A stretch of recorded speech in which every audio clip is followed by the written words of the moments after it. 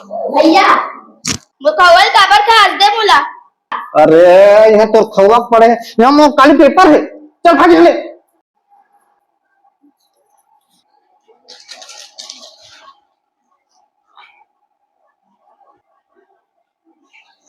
भैया क्या करत हस?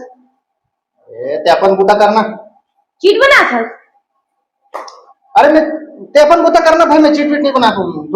काली का पेपर दिमाग में मत कर। ऐसे पास हो जाबे?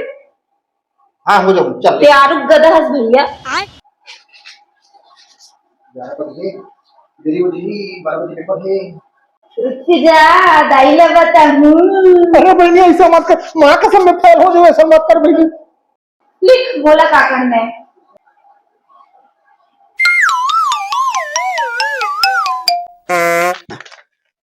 ए साले टूरा है, कपड़ा लता कनक और घलक फेंक देते, धो देते। देरी हो गई है, 5 मिनट बचे।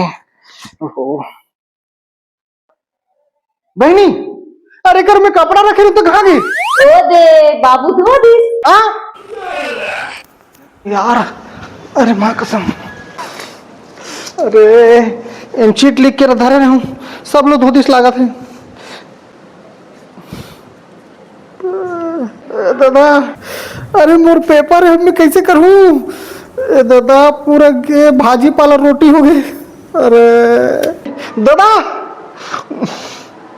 बंदे हो के रामा औ मारवे चीट।